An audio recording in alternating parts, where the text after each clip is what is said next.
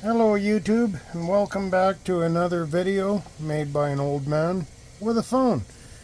In my last video I introduced this new battery and mentioned I'm going to be doing some testing on it during this weekend. Primarily its draw and recharge, and as of now that testing has been completed. I mentioned I would have this in phase, and because it's fully powered, it's going to remember what's gone on. Unlike when you drain the battery, this shuts off and forgets everything. So I'll try and get this nicely into the camera view. Right now we're getting 0 amps, 14.81 volts, no watts.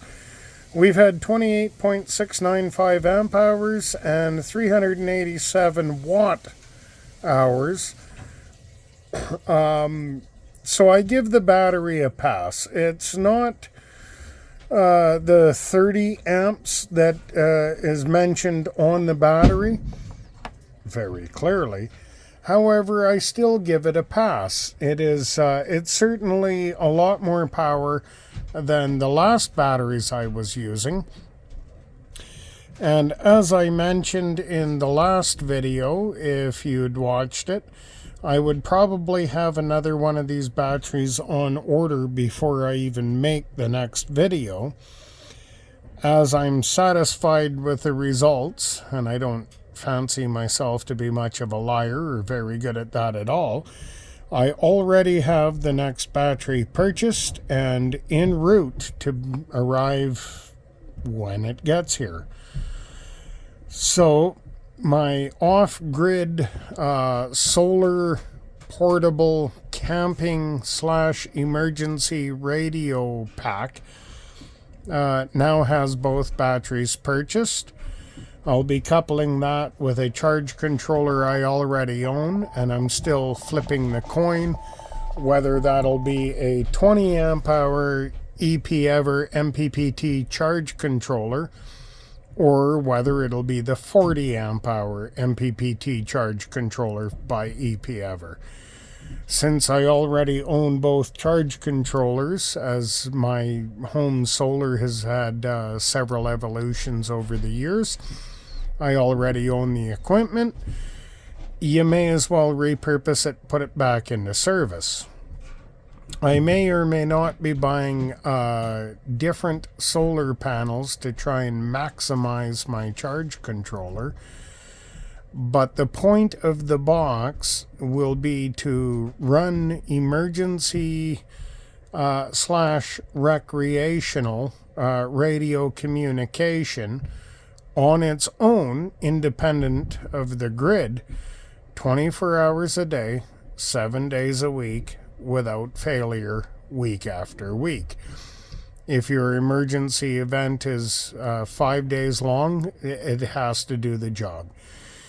If it's more like Hurricane Helene, which has been a little over a month now and ongoing operations still continue, it has to do the job.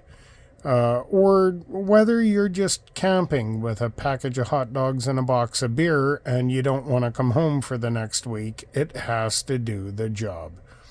So that's kind of where I'm at. I'm quite happy with the testing of this one. It wasn't the full 30 amp hours. However, at the 28 amp hours, it has received 28.5 amp hours.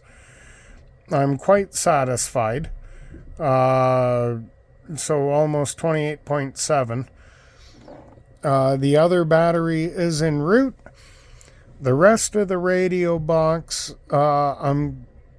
it's going to be designed separately from the battery compartment, so it'll be a 2-component kit that plugs into each other.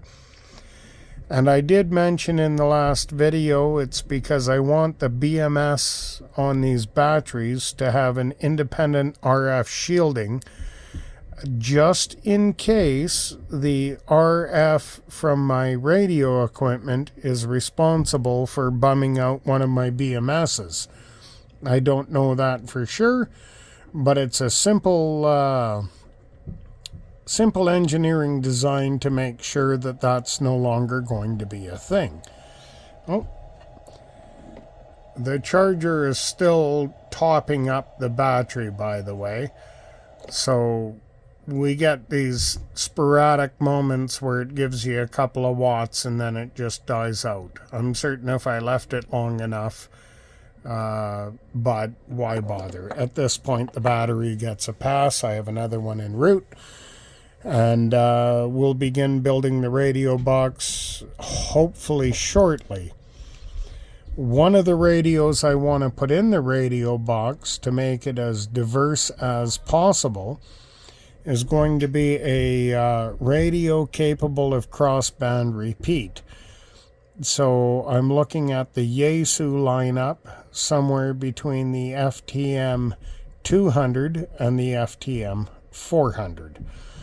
I currently own a 100 and a 400 series. I may be buying one of the 2 or the 300 to give me that crossband repeat, as well as some of the other functions that come with Yaesu digital radio. Aside from that, I don't have much more to add. I did mention I'd be giving a follow-up video. I try not to lie often, so here's your follow-up video. Thank you for watching. I hope you enjoyed, and please do feel free to leave a comment. Have a great day, YouTube.